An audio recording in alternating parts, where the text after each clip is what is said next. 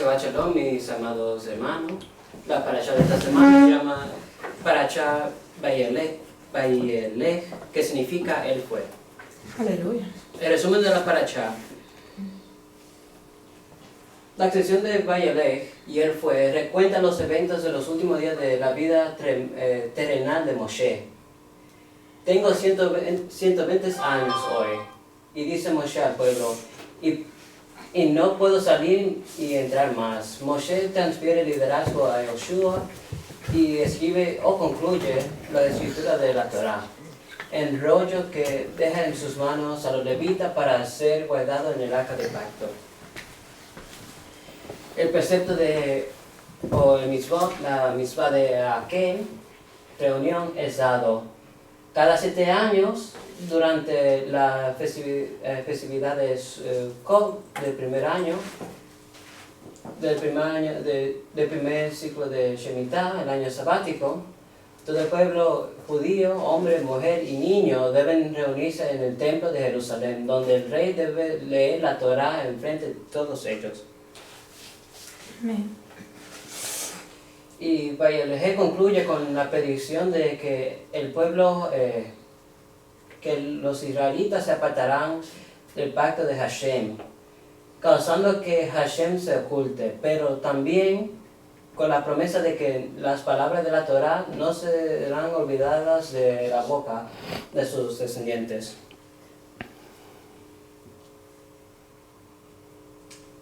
La última palabra de Moshe. La última palabra de Moshe es, tengo 120 años hoy. Y dice Moshe al pueblo que no pudo salir ni entrar más. Y le tengo una pregunta, ¿qué significa esa parte? No puedo salir ni entrar más. Bueno, yo me imagino que Moisés se está refiriendo específicamente a su muerte, que ya iba a morir. Porque no podía entrar. Espérate, deja que hable. Sigan diciendo, porque no sé.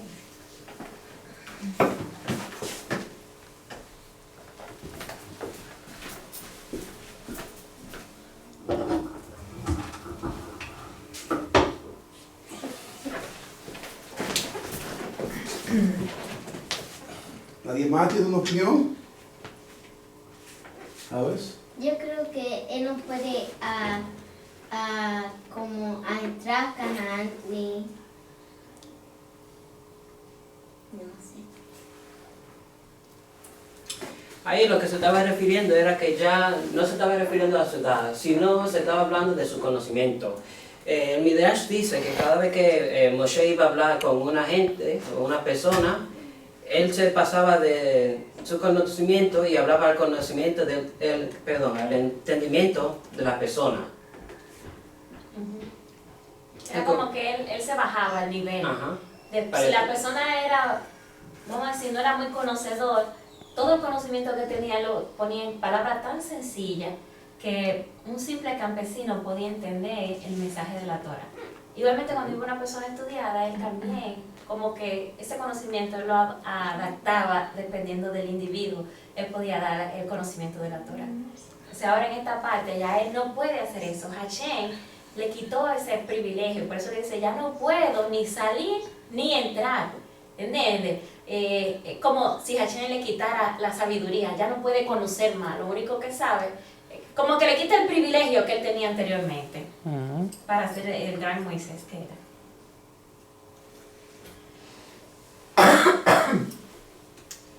La última indicaciones a Moisés. No cruzarás el Jordán, sino Josué. Otra pregunta. ¿Por qué Josué? Porque fue un gran general. Era tu sucesor, el elegido. Hay que recordar que Moisés fue uno de los 10 espías que fue Josué, que fue uno de los 10 espías que fue a conquistar, a a mirar la tierra de Canaán. Y él y Caleb fueron los únicos que vinieron con un informe positivo para el pueblo. Todos los demás vinieron con un informe negativo, pero Josué y Caleb vinieron entonces con un informe positivo. Y más que eso, Josué era la persona que estaba al lado de Moisés todo el tiempo. Cuando Moisés sube al monte Sinaí, ahí está Moisés, al lado. ¿Entiendes? Ahí está Josué. Cuando Moisés subió los 40 días, dice que Josué subió con él. O sea, que era como un alumno de Moisés, estaba ahí día a día.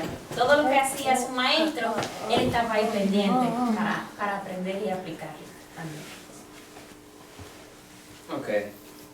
Una de las razones por que Josué fue elegido fue porque destruyó a Amalek y a su pueblo a filo de espada. Veamos a Éxodo 8 hasta 16. 6, 7, 8, 7, 8, 9, 10. 1, 2.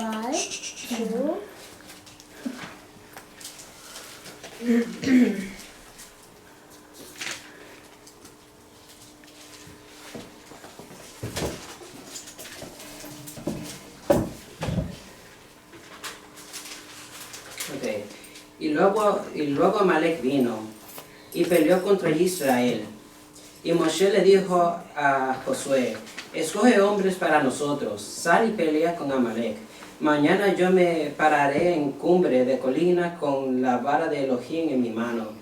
Y Josué hizo como Moshe le había dicho, y peleó con Amalek. Entonces Moshe, Aarón y Hur subieron a la cumbre de la colina. Cuando Moshe alzaba su mano, Israel prevalecía, pero cuando bajaba, Amalek prevalecía.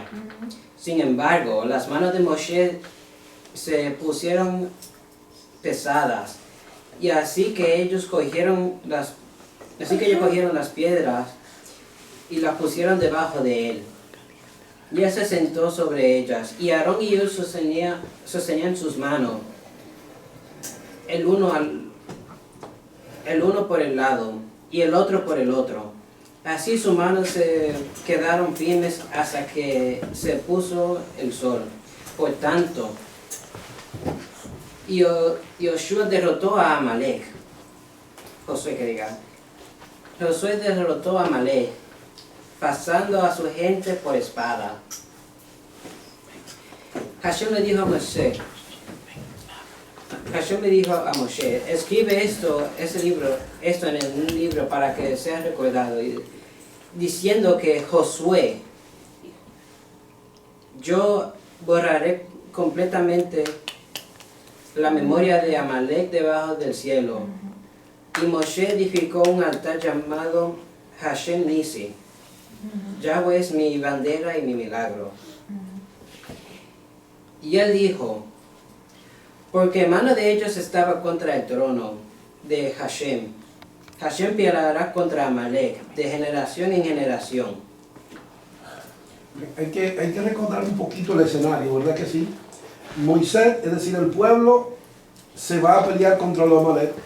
En este caso, Josué es el general, el que baja, el que dirige el pueblo, el que dirige el ejército, y Moisés está arriba intercediendo pues por el pueblo, para que el pueblo pues ganara la batalla. Y dice que cuando Moisés como que se cansaba y descallecía en sus brazos, el pueblo entonces el pueblo empezaba a desfallecer. Pero cuando los brazos de Moisés empezaban a fortalecerse, o dos hombres lo agarraban, uno a la izquierda y otro a la derecha, entonces Josué empezaba a ganar nuevamente la batalla. Y esa era la escena que había entonces, en este caso del capítulo que mi hijo está haciendo la referencia.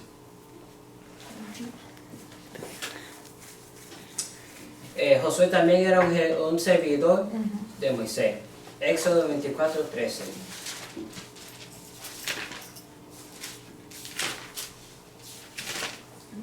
Y Moshe se levantó, también Josué, su asistente, y Moisés subió a la montaña de Elohim. Es decir, que en este caso Moisés era como, Josué era como el asistente de Moshe.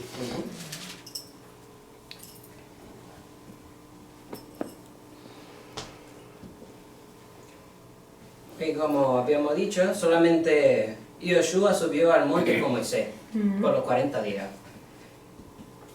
También él sentía celo, también Josué sentía celo por Moisés. Número 11, 28 al 29.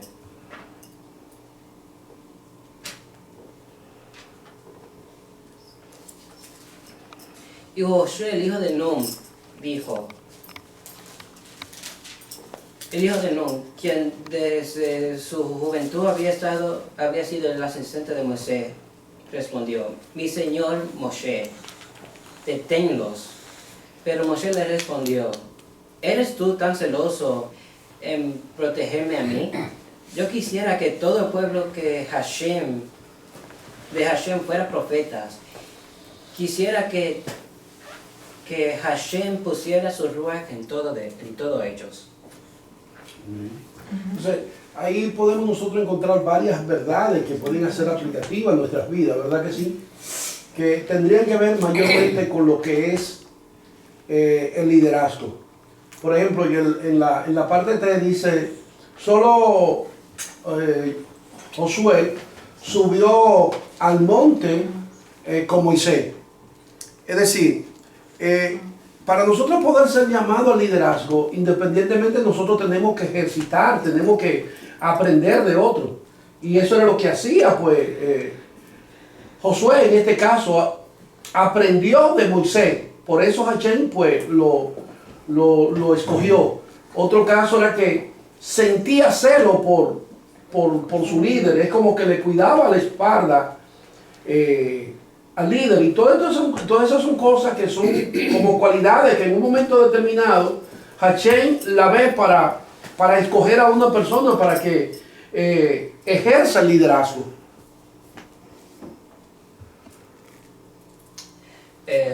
Esperó a Moisés por 40 días en la montaña. Éxodo 32, 17. Aleluya. Y cuando Josué oyó el ruido del pueblo gritando, él le dijo a Moisés, suena como guerra en el campamento. O sea, aquí estamos hablando de cuando Moisés iba de nuevo bajando del monte. Y el único que estaba al lado de Moisés era Josué. Lo que significa que si Moisés ayunó 40 días y 40 noches, También Josué, porque era el único que estaba con él en la montaña. Él fue uno de los espías que dio un buen informe sobre la tierra de Canaán. Número 14, 6 hasta 9. Ellos lo dirían a la gente que vive en la tierra. Ellos han oído que tú, Hashem, estás con ese pueblo, que tú, Hashem, eres visto cara a cara, que tu nube está sobre ellos, que tú sales delante de ellos en una columna de nube por el día y una columna de fuego por la noche. Y si tú matas a ese pueblo con solo un golpe, entonces las naciones que han oído de tu reputación dirán que la razón... Perdón, estaba leyendo el equivocado. Y Josué, el hijo de Nun, y Caleb, hijo de Jefuné, el destacamento que había reconocido la tierra, regresaron, rascaron su ropa y dijeron que la congregación de Israel, le dijeron a la congregación de Israel, la tierra por la cual pasamos para espiarla es una tierra tremendamente buena. Si Hashem está complacido con nosotros, entonces Él nos la llevará a la tierra y nos la dará. Una tierra que fluye leche y miel. Solamente no se rebelen contra Hashem y no teman a la gente que vive en la tierra. Nosotros nos comeremos. Sus defensas han sido quitadas de ellos. Y Hashem está con nosotros. No tengan temor de ellos. Sí, mientras que todos los demás vienen con un informe negativo y lo que hacen es que atemorizan al pueblo y le dicen todas las cosas negativas que puede tener la tierra. Josué lo que hace es que presenta lo positivo y sobre todo lo más importante es que de esto que dijo Josué en este caso es que Hashem estaba con ellos y que se lo iban a comer vivo. Si Hashem está con nosotros, no importa que estén allí los de Filín, no importa que estén allí los hijos de Aná, no importa los gigantes que estén allí. Hashem está con nosotros y si Hashem dijo que nos va a dar esta tierra y nos la vas a entregar en nuestras manos, lo que hay que ser valiente y vamos hacia allá, contrario al informe que dieron todos los demás. Y fue uno de los sobrevivientes de la generación que salió de Egipto. Número 26, 65. Aleluya.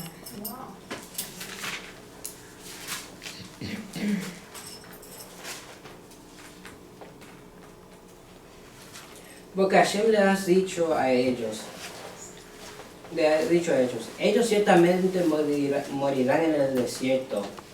Así que no había ni uno de ellos que había quedado, excepto Caleb, hijo de Jefuné, y Yahoshua, hijo de Nun. O sea, para entender lo que estamos hablando aquí,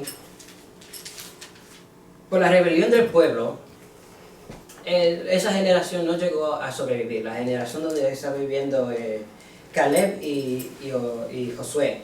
Ninguno de ellos sobrevivieron excepto por Caleb y Josué.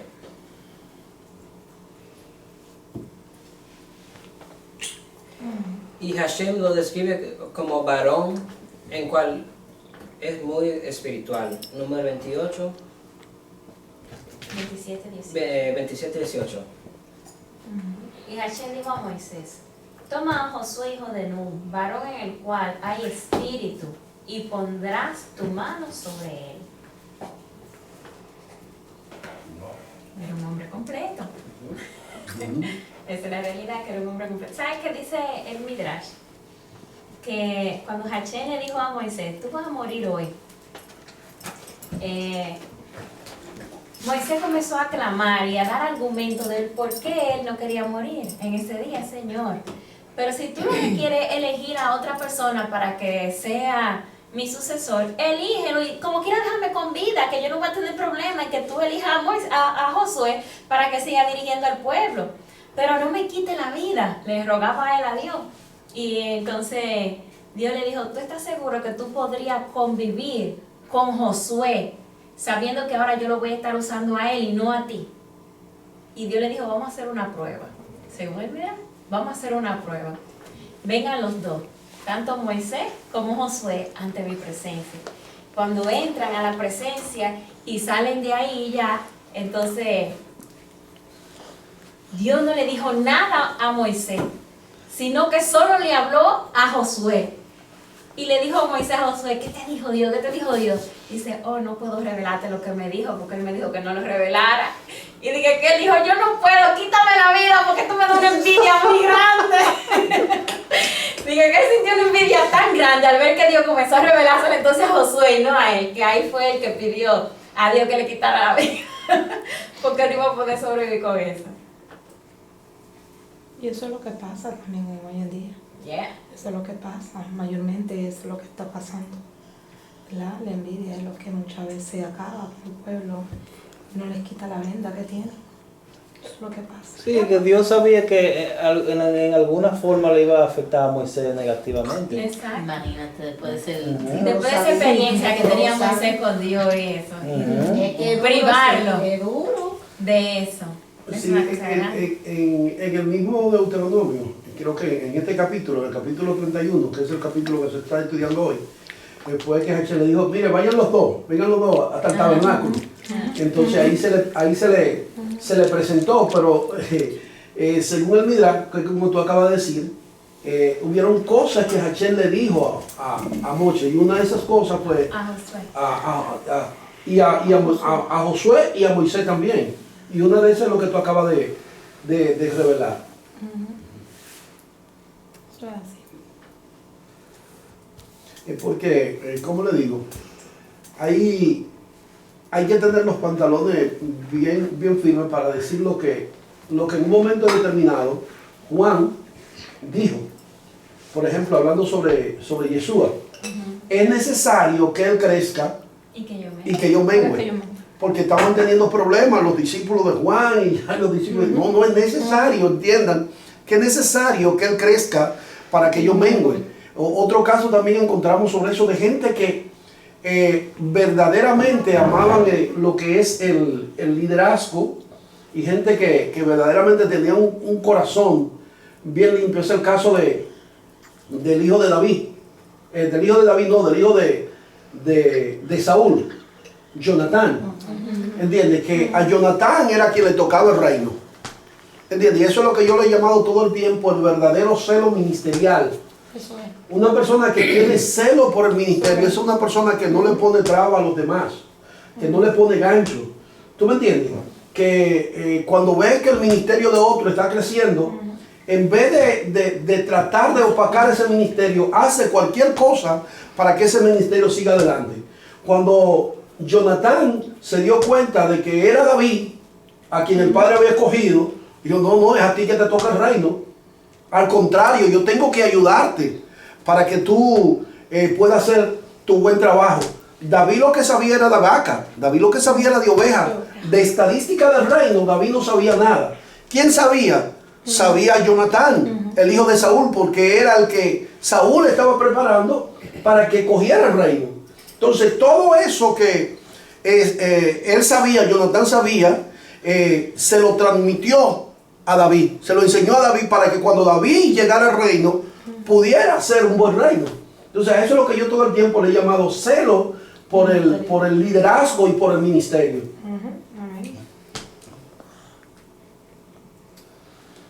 Ahora, yo quiero que noten, Lolino, que eso es en Deuteronomio 31, 3, en adelante, dice: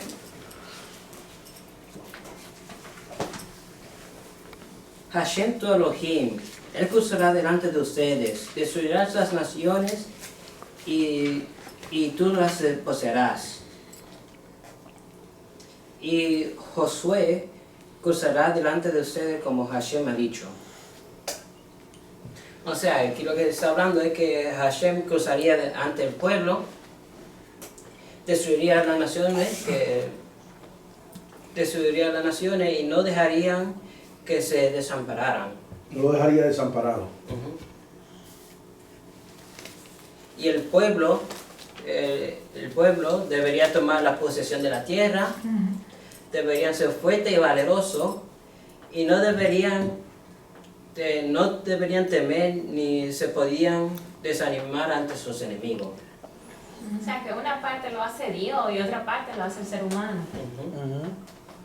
Y que procedan como fue ordenado en la ley.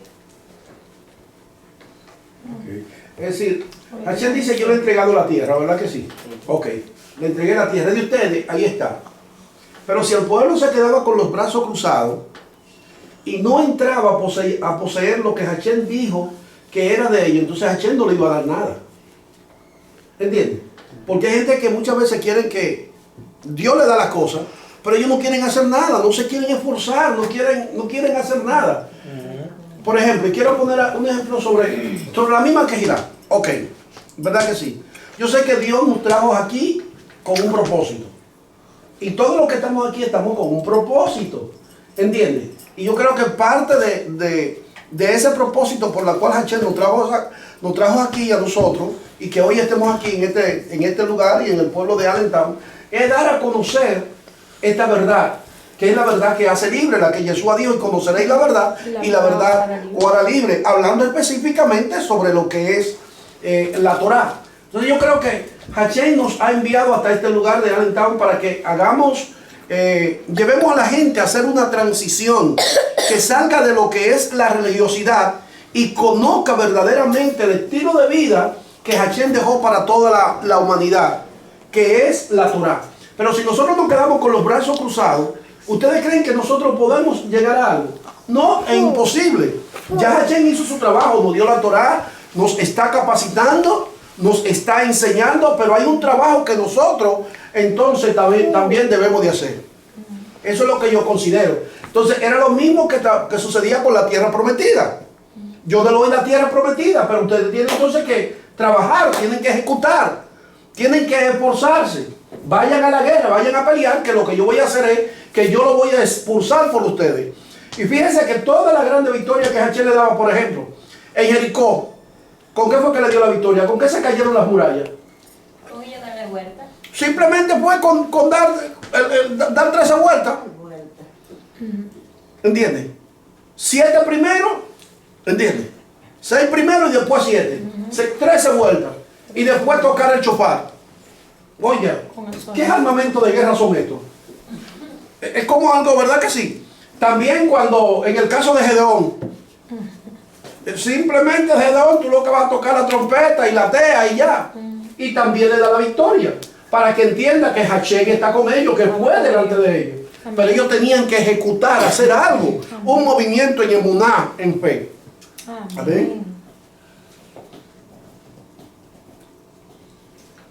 Y Josué, el sucesor de Moisés. Moisés transfiere el liderazgo a Josué en presencia de todo el pueblo. Moisés le ordena que sea fuerte y valeroso. Y tú harás que la tierra, que tome la tierra en posesión. Y Hashem estará delante de ti, estará delante de ti y estará contigo. Y no te dejarás ni te desampararás. Y no temas ni te desanimes. ¿Sabes qué?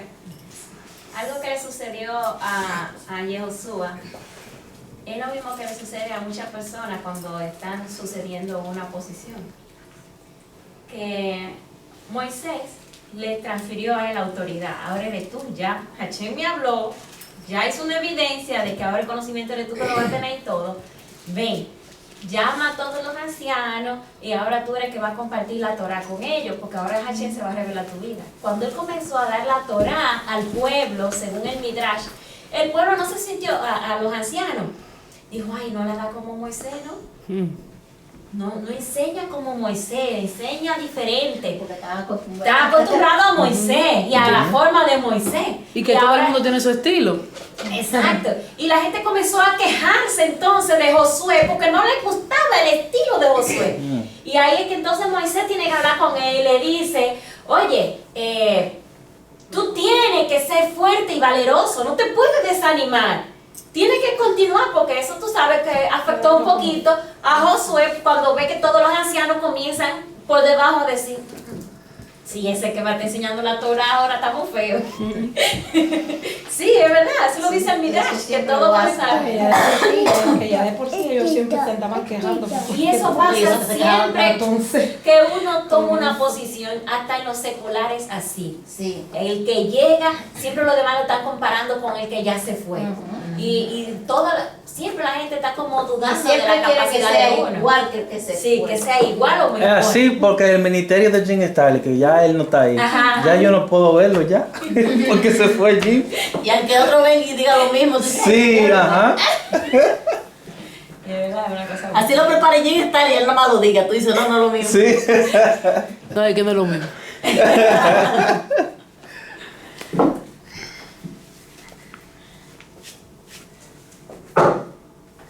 Moshe dejó claro que Hashem mismo iría al frente para aniquilar a las huestes enemigas.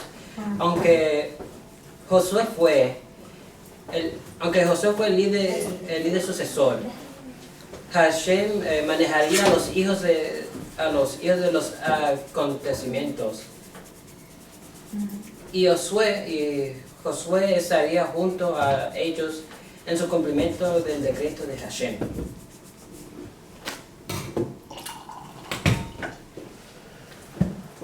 En esa paracha, Moshe hace muchas cosas. Y una cosa de la que él hizo fue que en ese día él escribió 13 rollos en total. Wow. Una era para De la los Torá. Sí. una era para los ancianos, otra para los levitas y otra para el arca del pacto. En lo que todo el mundo esté de acuerdo que eso nada más se podía hacer a menos que el Todopoderoso, que Hashem hiciera una obra milagrosa. Porque nadie, ningún ser humano puede escribir un rollo de la Torah en un día. Mucho menos 13. Y él escribió 13 rollos porque le entregó a cada uno un rollo. A cada tribu le entregó un rollo, más un rollo que dejó para el arca. Para que estuviera frente al arca. De manera que si se extraviaban una de las tribus o escribían un rollo y no quedaba y podía tener confusión, pues la única manera de confirmar de que ese rollo estaba correcto era comparándolo con el rollo que estaba en el arca. Ese iba a ser como el parámetro, a seguir que los demás rollos no tuvieran defecto, tú sabes. Es como un rollo, es como va a decir, hoy día... Como un modelo. Sí. ¿Cuál es el problema que nosotros tenemos con las versiones de las escrituras? Que muchas personas traducen la Biblia conforme a sus propios intereses. Y entonces por eso que tenemos tantas versiones llenas de errores hoy día. Y no hay un modelo que uno pueda decir, bueno, lo que hay que hacer y compararlo con el original. No existe ese original. A diferencia de la Torah, sí existía un original que iba a estar frente al arca para que cuando hubiera duda acerca de un rollo que alguien escribiera, porque todo el mundo tenía que escribir su propio rollo de la Torah, y además los reyes tenían que escribir su propio rollo. Si había alguna duda, nada más que había que ir a compararlo con el original. El original estaba para eso. ¿Ven? Sí, hablando sobre que los reyes tenían que escribir cada rey tenía que escribir, en vez de uno, tenía que escribir dos. Uno para tenerlo en la memoria del rey y otro para, es decir, en la crónica de los reyes, y otro que tenía que tener los diarios, para leer los diarios y que cualquier juicio que él fuera a ejecutar, cualquier cosa que fuera a hacer, tenía que hacerlo conforme a lo que decía la Torah. Amén. Una cosa que se resalta mucho en esta paracha, en esta porción de la semana que estamos estudiando, es que llama la Torah, creo que cuando menos 5 o 6 veces como cántico. Le dice, escribe este canto, escribe este canto, escribe este canto. Y ahí es que el judaísmo, cuando lee la Torah, no la lee así como muchas veces nosotros la leemos, sino que la lee cantada, la hacen cantada. De ahí. Porque el precepto o la misma de aquel es dado.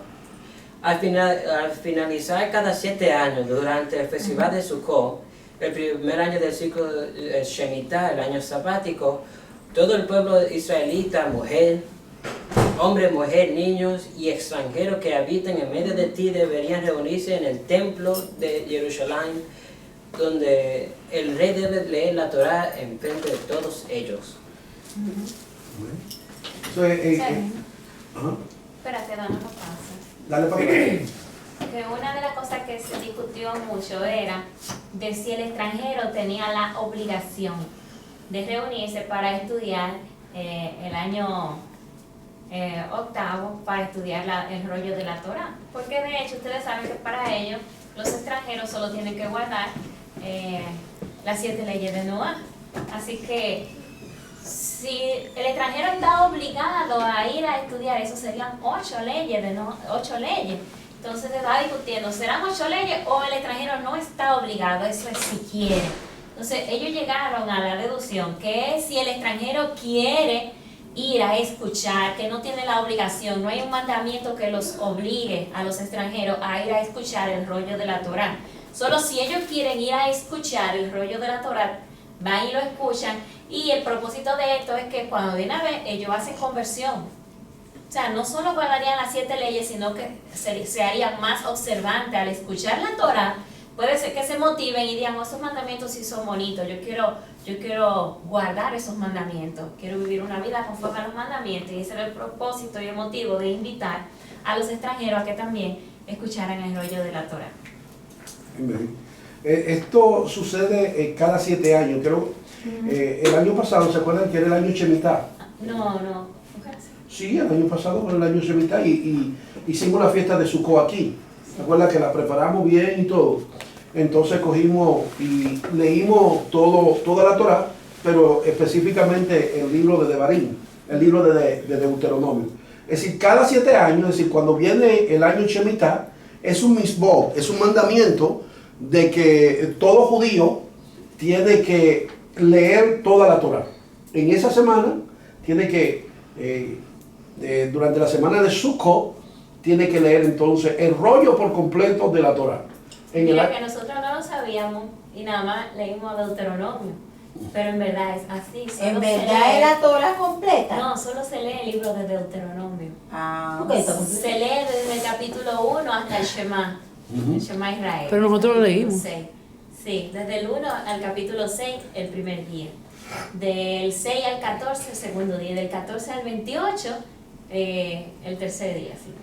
Sí, porque Deuteronomio es la Torah, pero de una manera resumida. Toda la Torah, pero de una manera resumida. Entonces eso es lo que se hace cuando viene el año Shemitah, en la fiesta de Sukkot, la fiesta de los tabernáculos, entonces se coge y se lee la Torah por completa, en este caso a Deuteronomio, de una manera resumida, y como decía la pastora, se invita al extranjero, al que no es parte del pueblo, se invita para que venga y escuche la Torah. El objetivo de eso, ya la pastora lo dijo, para que cuando escuche los mandamientos y escuche las festividades y escuche los decretos, digo, oye, pero estos mandamientos sí son bonitos, estos decretos sí son bonitos. Es contrario a lo que nosotros se nos enseñó, que los mandamientos son una carga, que son un problema. Cuando escuchen eso, ¿tú me entiendes? Entonces pueden entrar en lo que se llama hacer una conversión verdaderamente a la fe hebrea.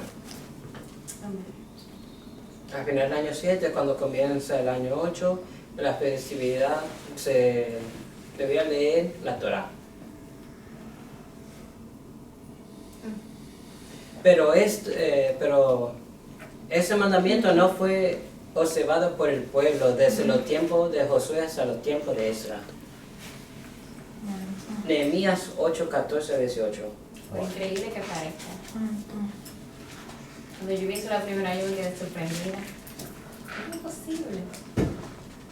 Sí, de ahí, de este caso se saca que esa es la razón por la cual Hashem, como dejaron de guardar todos estos años Shemitah, esta es la razón por la cual Hashem permite que el pueblo vaya en cautiverio por Nabucodonosor y durar allí los 70 años. Cuando se hace el cálculo, específicamente esos 70 años fueron todos estos años que ellos dejaron de guardar el año Shemitah.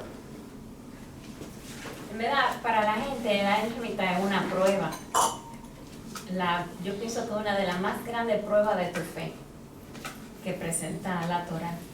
Porque dejar un año entero de labrar la tierra, tú siendo un agricultor, dependiendo de eso, que tu familia depende de la siembra, y tú sencillamente decir, no voy a sembrar un año completo, voy a vivir de fe.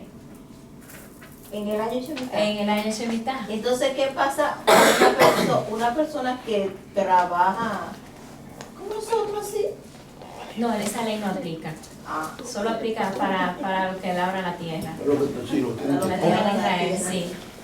Ellos tenían que dejar un año, trabajar la tierra 6 años, y el año 7º la tierra debía descansar. La pregunta es, ¿y de qué viviremos en el año 7º? Entonces, Hashem hace una promesa.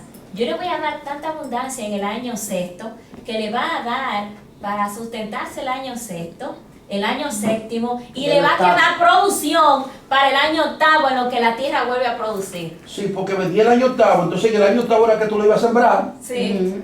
¿Entiendes? O sea, que tampoco iba a haber alimento, Entonces, que no estaba Era 3 años que él iba a dar ahí. Sí, de seis viene el año meses. octavo, y entonces en el año octavo es que tú vas a sembrar y los frutos no te dan de una vez. Espera, que otro año. Entonces Recuerde era que muy mo- importante que tuvieran muchos lagares, que acumularan mucho para tú sabes, que envasaran mucho para poder tener alimento suficiente para todos esos años. Pero lo bonito es que la tierra iba a estar libre y que cuando tú tuvieras hambre, la persona podía ir a la tierra y podía tomar del fruto y llevarse para su casa y comer. Los animales podían entrar a la tierra y el fruto que ella diera podían ir y comer. Los extranjeros, los ancianos, necesitados, la tierra no tenía dueño en el año séptimo, es lo que Hachén está diciendo. Oh, no tenía dueño la tierra, sino era de cualquiera que la... De todo el que necesitara alimento, y Necesitaba. cogía y se llevaba para su casa, no pertenecía a una persona en específico. La tierra estaba a la disposición de todo ser humano. Entonces era un asunto, tú sabes, ahí entra mucho lo que es el egoísmo, mi tierra es mía, yo soy soy quien la siembra todos los años, quien pone abono, ahora viene aquel a comer del fruto de lo que está la tierra produciendo, de lo que yo sembré, tú sabes, ahí tú como que se evidenciaba mucho, el corazón es muy importante en esto, porque como que evidencia cómo eres tú en realidad, cuál es tu carácter delante de Dios, tú eres misericordioso como Él.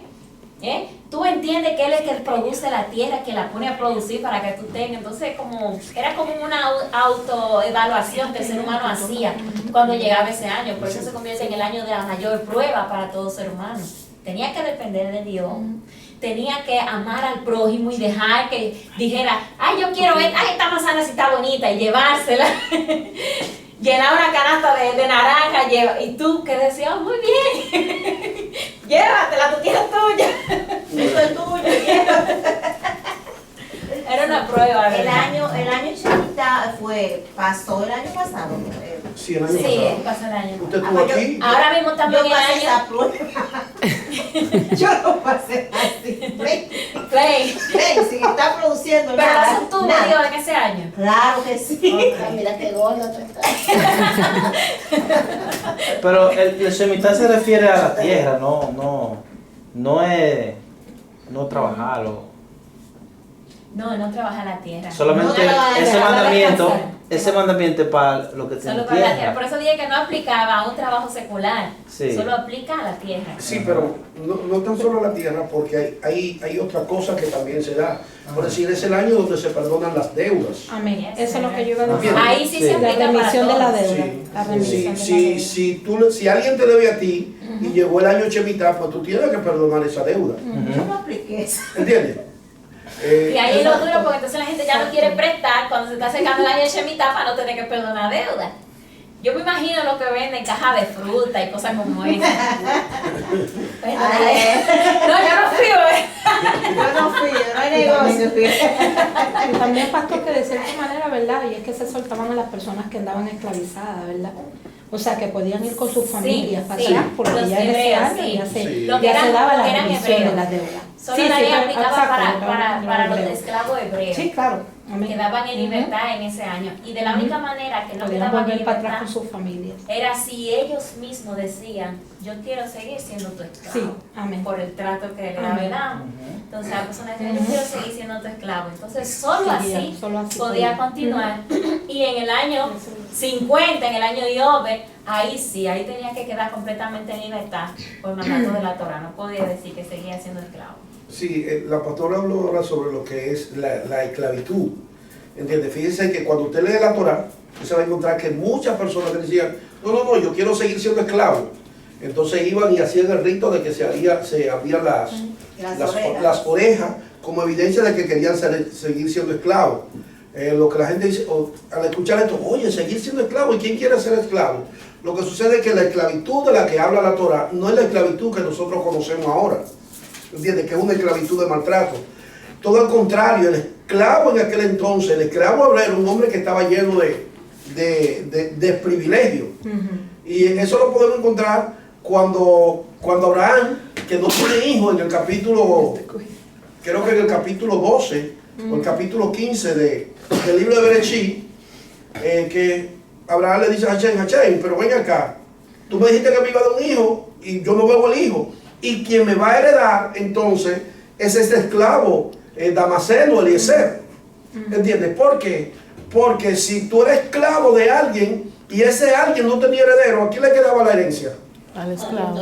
Le quedaba al esclavo. Porque la esclavitud de la que habla la Biblia, de la que habla Hachén, no es la esclavitud que hoy nosotros conocemos, que es una esclavitud de maltrato y de tantas cosas malas. Por eso la gente, cuando caía en esclavitud de hebreo, quería seguir siendo esclavo de ese hebreo. De hecho, la Torah tiene una ley que dice que si un esclavo escapa de su amo debido al maltrato que el amo le ha estado dando y llega a tu casa y te toca la puerta y te dice socórreme que está huyendo, ¿verdad que sí? La Torah dice, dale un pedazo de tierra de la tuya y déjalo que vive en tu territorio y no lo devuelva a su amo. Oye, no lo devuelva, déjalo que viva contigo. Wow. Sí, una ley extraordinaria. Qué bien, esa ley está muy buena. Sí, porque hay gente que se sienten mal cuando ve que la Biblia habla de la esclavitud y creen que es la esclavitud que se vivió aquí, la esclavitud que vivieron los negros aquí en todo. Esa es una esclavitud fuerte. Entonces la gente cree que la esclavitud a la que la Biblia se refiere es a esa. No, la esclavitud existía. Hachén lo que hace es que pone leyes para donde existe la esclavitud, él pone leyes para evitar el abuso contra los esclavos. ¿Entiendes? O sea, es como resolver una situación que existe. Hay esclavos, ahora vamos a buscar una solución. Sí, Y porque- de alguna manera sí se permite la esclavitud en la Torah, pero ¿a quién se le permite la esclavitud? Si tu hermano te está robando porque no tiene dinero, porque no tiene trabajo, porque no tiene nada, entonces te robó, pues que te pague. No tiene con qué pagarte, que te sirva. Hasta que pague la deuda y tú al final del año Shemitah lo dejes en libertad y le des con qué vivir de ahí en adelante. Pocas palabras, no es mocharle la mano, como algunos hacen a los ladrones. Hoy día en la televisión no es matarlo a golpes, no es eso. La Torah te dice, contrátalo para que te sirva, para que a partir de ahí comience a vivir una vida digna. Ese es el trato que Hachén quiere para el ladrón. ¿Entiendes? Que uno lo rescate. En vez de maltratarlo y matarlo, no. ¿Qué es lo que tú quieres? ¿Por qué tú me robaste? Ven.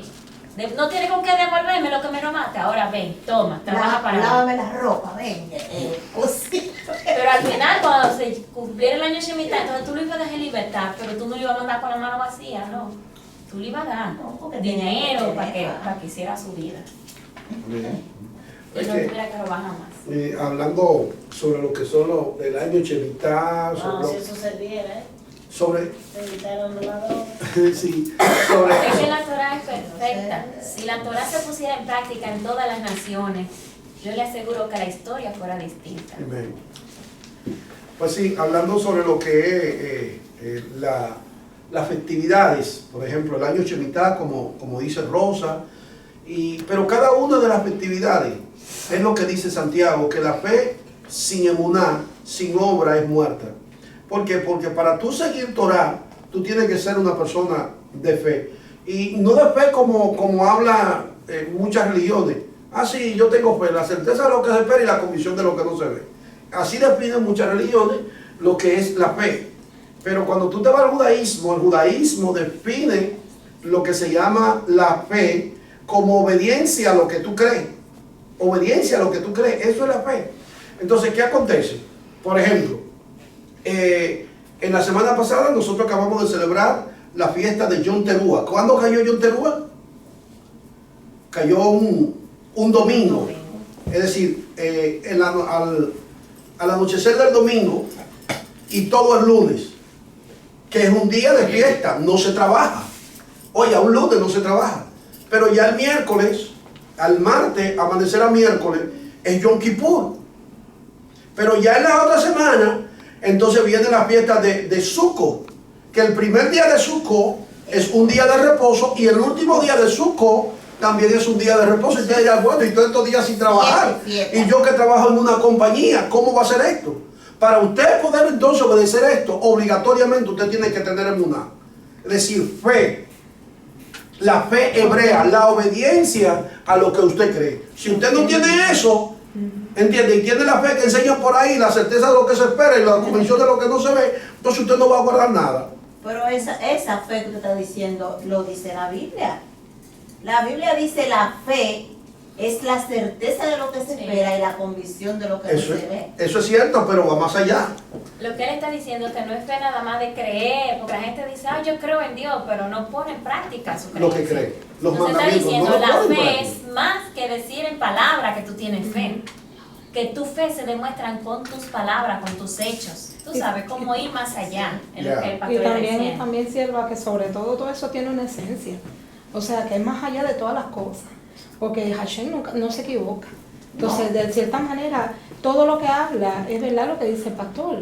Porque eso es lo que sacaron estos cristianos, ¿verdad? De que la fe, y eso es lo que predican. Pero es que no se meten a buscar la esencia de Yahweh. Y eso, y Yahweh va más que unas palabras, va más al fondo de eso. Ustedes saben claro que el alefato hebreo, cada que tiene su propia definición, cada letra, cada número tiene su propio peso. Entonces, eso es, uno tiene que ir más al fondo de lo que es. Y esa es la esencia de Yahweh, eso es lo que Él quiere que las personas hoy en día vengan a entender, ¿verdad? Que por eso es que están así las cosas como están, porque no saben en sí, no se meten más a buscar la esencia del Padre. Amén. Jeremías 8:14. Ellos encontraron escrito en la Torá que Hashem había ordenado por medio de Moshe que los hijos de Israel tenían que vivir en Sucot durante la festividad del séptimo mes, y que ellos sonarían el shofar y en todas sus ciudades en Jerusalén. Y Ezra dijo, vayan afuera a la montaña y recojan ramas de olivos silvestres y arrayán, palmas y de otros árboles frondosos, para hacer Sukkot de acuerdo a lo que estaba escrito. Y así que la gente salió y trajo lo que hicieron. Y lo que hicieron Sukkot para ellos. Y cada uno sobre ellos, sobre el tejado de su casa, también en los patios y en el patio de su casa de Hashem, en el espacio abierto por la puerta del agua y en el espacio abierto por la puerta de Efraín. Y la congregación completa de lo que habían regresado del cautiverio hizo Sukkot y vivieron en los Sukkot, pues los hijos de Israel no habían hecho eso desde los días de Josué, el hijo de Nun. Así que habían una gran alegría. 400 y pico de años. Sin ser, 800. no, cuando tú haces el cálculo, por ejemplo, te va a dar 700 y pico de años, creo. Sí. Si tú haces el cálculo sacando el año Shemitah de cada 7, te va a dar eso, que te va a llevar entonces a 70. Por eso es que Hashem permite que, como ellos por todo ese tiempo no guardaron el año Shemitah ni dejaron descansar la tierra, entonces por eso Hashem permite que ellos se vayan en cautividad por 70 años hasta Babilonia. No, pero señores, Sukkot es prácticamente dentro de 2 semanas y ustedes ven el ejemplo. Desde los tiempos de Josué hasta después del retorno del cautiverio babilónico, ellos no habían obedecido ese mandamiento. Amén. Esto para nosotros tiene que ser un ejemplo. Sukkot viene ahí. Cada quien haga su Sukkot. Así mismo, como dijo Josué, salgan, busquen rama de todo árbol frondoso, rama de olivo, rama de arayán, rama de palmera, siendo árboles frondosos, y cada quien haga su Sukkot en su casa, en su patio, en el tejado, en el espacio que usted tenga disponible. Fíjate que dice que lo hicieron hasta en el patio del templo, lo hicieron en las plazas, lo hicieron en su casa, por donde quiera. Eso fue cada quien. Y dice, y hubo gran alegría, todo el mundo contento haciendo su Sukkot. ¿Entiendes? Muy bonito eso. O sea que, ojalá que esto nos sirva a nosotros de ejemplo, porque ahí viene Sukkot la próxima semana. Todo el mundo tiene que hacer Sukkot en su casa. Todo el mundo tiene que hacer un Sukkot en su propia casa y habitar en él. No es solamente hacerlo, habitar en él, pasar tiempo dentro del Sukkot, dentro de la Sukkot. ¿Para qué? Para obedecer ese mandamiento. Usted dirá, oye, pero yo no tengo patio. Quizá dirá usted, yo lo que tengo es una casa y es pequeñita, pero sí, pero escucha esto, lo importante de esto es el propósito. Usted puede hacer una sucó fácil. Si usted se mete en internet, usted va a ver muchas sucó que están dentro de casa. Sí, cuando yo era Que le ponen, por ejemplo, buscan 4 palos, lo llenan y le ponen una sábana. Entonces, por dentro lo que hacen es que lo decoran con las ramas. Le ponen la ramita y ellos ahí tienen el sucó. Lo importante de esto es la conmemoración, recordar lo que el pueblo pasó. ¿Entiendes? Cuando estaba en el desierto, como Hashem, entonces mientras ellos habitaban en esa sucó, cómo Hashem los protegía, cómo Hashem los guardaba. Los cuidaba. Yeah. Es una conmemoración, lo que hacemos es que recordamos esa festividad. ¿Amén? Es decir, que no es difícil. Hasta con una sábana usted coge y la pone. Y la puede hacer fácil. Y la decora. Y es bonito, y los hijos se sienten bien. Cuando tú le haces su sucá, ellos van a estar contentísimos. Vamos a dormir en sucá hoy, mañana también. 7 días durmiendo en sucá, viviendo dentro de ellos. Sí. Es bonito porque... Sí, es bonito. Especialmente nuestra primera experiencia en Sucó, cuando en la casa sí. de Bien lindo. Carlos. Sí. No llovió, no mojamos. Sí. Cayó y se mojaron en el patio. No, directamente que lo mojamos, no. Sino que se entró agua por debajo. No, porque ustedes cogieron la parte donde estaba la cama y me dejaron la misma. Sí, pero pues. Recuérdate, yo tengo la foto de cómo tú dormiste ese día. Pero no, Yo le puedo mostrar a todo ellos. como yo tengo sueño. Sí. No, el fin es que la experiencia fue bien bonita. Me acuerdo que fue el mismo rato, ¿verdad que sí? Sí. Tuvimos una experiencia bien bonita y pues comimos, bebimos, danzamos y luego entonces nos fuimos a habitar en Sucó. ¿Entiendes? Cogimos como casita de campaña y se hizo una Sucó en general. ¿Entiendes? Hicimos una fogata en la noche, ¿te recuerdas, Eli? Llévate a Luis también. Hicimos una fogata bien bonita en el patio. Pero ese era tremendo patio, ¿verdad? Chocolate caliente. Cada quien llevó su casita De campaña. de campaña. Y ahí don Luis dio un estudio esa noche, bien bonito, sobre Sucó. Y así la pasamos conversando. Después llegó el tiempo de la pregunta y respuesta ahí entre Daniel. Y la pasamos bien, de verdad. Y la mañana también fue bonito, porque, como dice el pastor, comenzó a llover y uno por la mañana sentía como el agua cayendo en la casita. Una experiencia bonita, de verdad. Y no hacía mucho frío. Estábamos arropados con corcha. Estaba frío. Yo recuerdo que Cairo estaba chiquitico y Cairo tenía como 20 sábanas arriba. Estaba frío ese día. Pero Sí, fue bien. ¿Eso fue a don Ricardo? De Carlos. Lo de Carlos. Oh, sí, ya me recuerdo. Esta es una pregunta específicamente para los padres. ¿Por qué deberían nuestros hijos escuchar la Torah? Para que aprendan Torah. Ahí está Gineira. ¿Por qué ustedes deben escuchar la Torah? Es para los padres.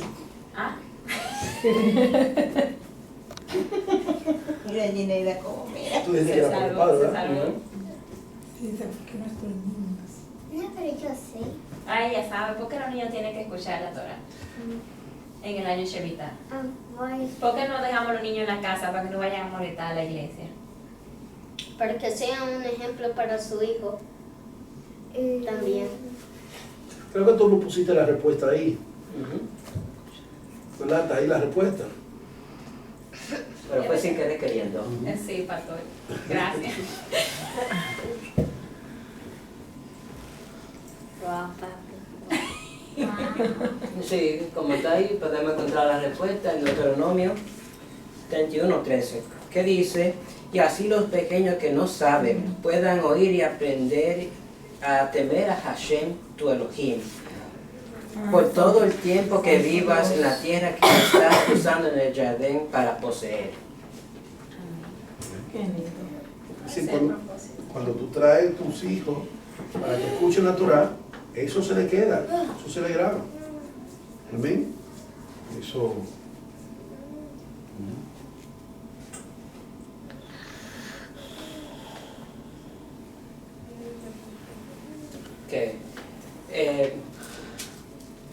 La parachá concluye con una predicción que el pueblo de Israel se apartará con del pacto de Hashem, causando que Hashem se oculte males, sufrimiento y la angustia los seguirá.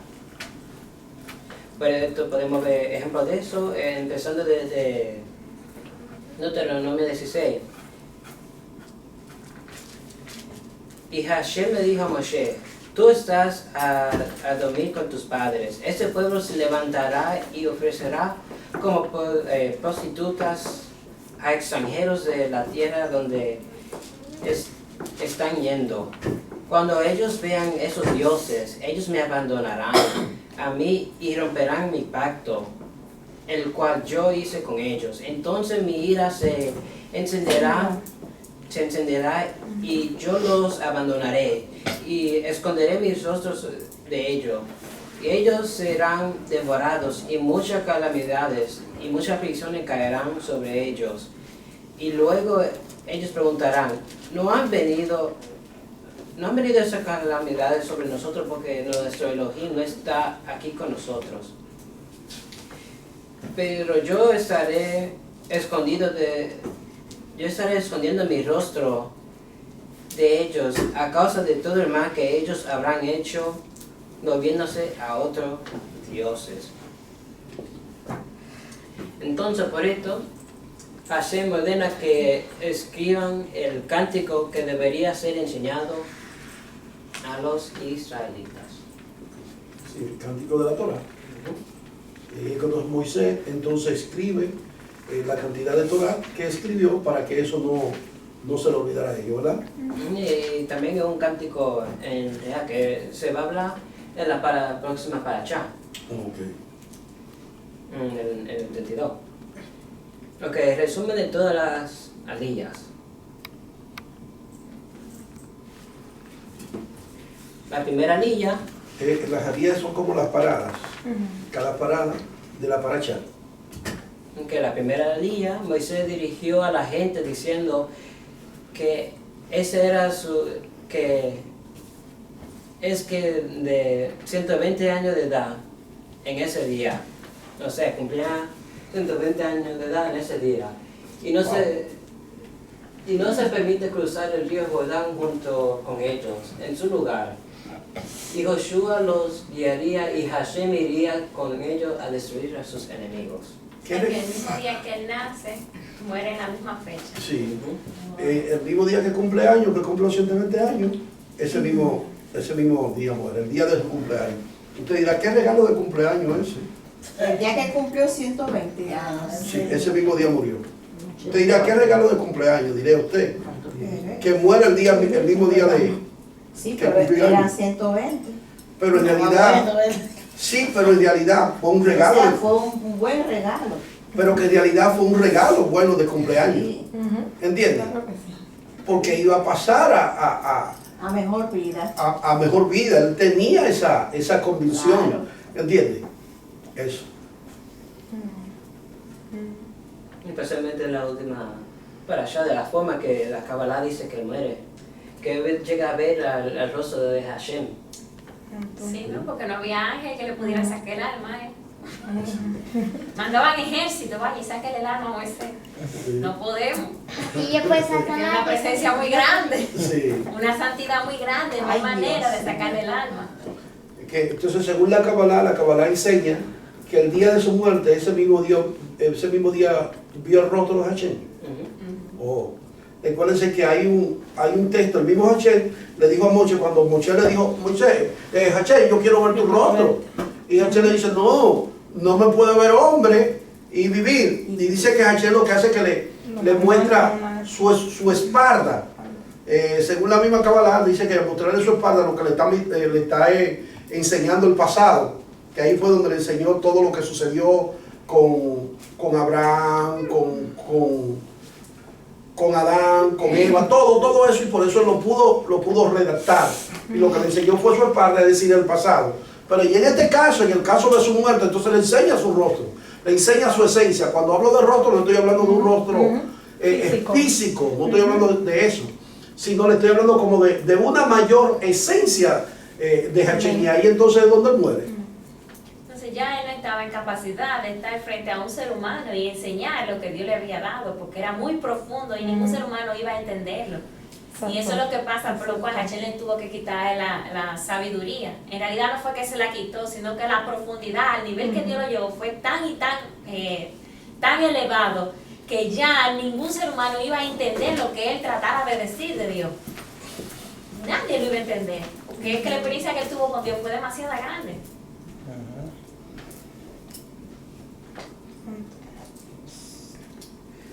La segunda día, Hashem vencerá a los habitantes de Canaán, como lo hizo con los emoritas.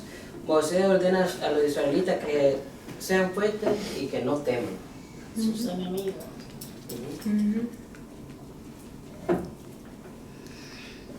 La tercera dice, ya. Todavía no. Oye, pero esos slides están pasando bonito. La tercera. Moisés llamó a Josué y le dijo que sea fuerte y valiente, porque Hashem va delante de él y no lo abandonaría. Y Moisés escribió la Torá a los sacerdotes y a los ancianos de Israel. La cuarta, Moisés da el mandamiento de Jaquel cada 7 años, durante la fiesta de Sukkot, que sigue el año sabático, el año Shemitah.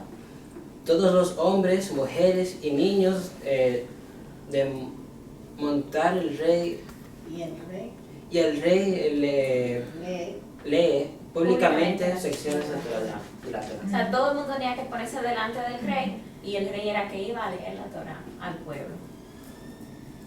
Esa es una de las funciones que le toca al rey. Entonces Moisés fue rey. La quinta, Hashem ordena que Moisés a entrar al tabernáculo junto con Josué. Hashem apareció a los dos y le informó lo que vendrá en un tiempo a los israelitas por haber abandonado a Hashem y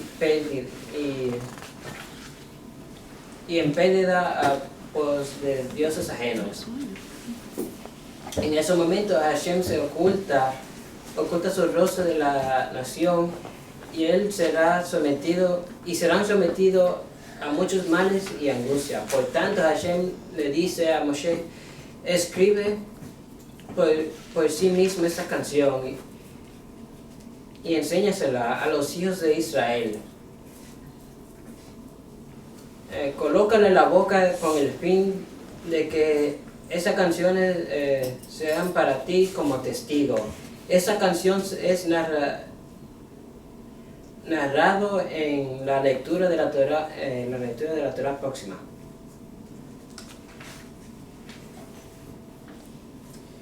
Y la sexta, cuando la ira de Hashem se encuentra con los hijos de Israel, como consecuencia de sus malas acciones, van a decir que las desgracias que les aquejan porque Hashem lo ha abandonado. En ese momento, la canción de Moisés y Josué,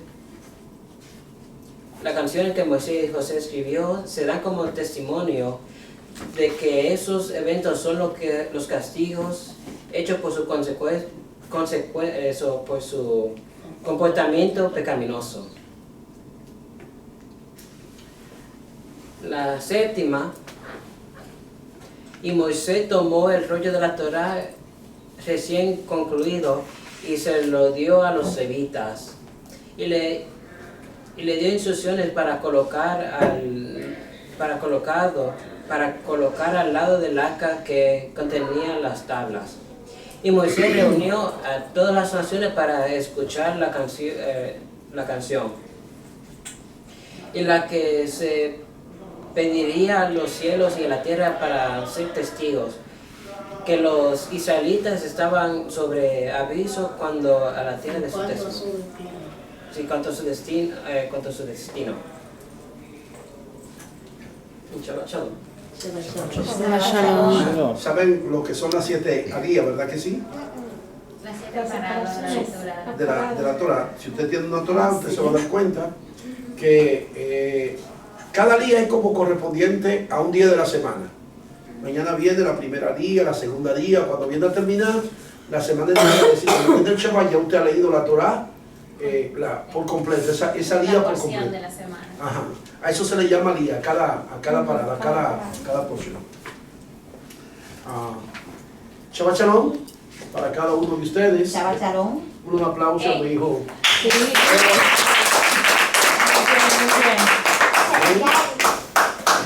¿Y alguna pregunta? Javi, tírate una pregunta ahí. ¿Alguna pregunta? ¿Qué le llamó a ustedes más la atención de esta paracha? Yo digo que algo importante que no se mencionó es que todo el mundo tiene que escribir un rollo de Torah. Al menos el libro de Deuteronomio, nosotros tenemos que proponer escribirlo. Todo ser humano necesita escribir un rollo de la Torah. Todo, no hay nadie que se excluya en esto. Hoy día el judaísmo ha utilizado muchos medios que tú puedes participar en grupos que están haciendo rollos de Torah y eso, como para cumplir la misma. Pero específicamente todo ser humano tiene que escribir un rollo de Torah y tenerlo dentro de su pertenencia como algo sagrado. ¿Alguien más? Yo eso no lo sabía. Ahora lo sé. ¿Alguien más? En hebreo también. No, En hebreo, ¿no? en el idioma que tú lo entiendas, porque imagínate. No, ya sabes. No, y una vez también en hebreo. En realidad los judíos lo escriben en hebreo, pero Se puede escribir transliterado, que uno lo pueda leer. yo entiendo que lo Transliterado. correcto sería hacerlo en el idioma que tú entiendes. Porque de qué te va a tener un rollo de Torah y al final no sabes lo que está ahí. ¿Alguien más? A mí en particular me llama mucho la atención el liderazgo de este joven, Josué, que desde su niñez tenía un liderazgo marcado, amén, y que empezó a desarrollarlo basado en su experiencia. También me llama mucho la atención algo que Hashem le dice a Moshe sobre el cántico de la Torá. Dice, para que como que llevara a los niños, para que también los niños escucharan ese cántico, esa porción. ¿Por qué? Para que en el futuro, entonces, esa Torá pues lo ayudara en su diario vivir.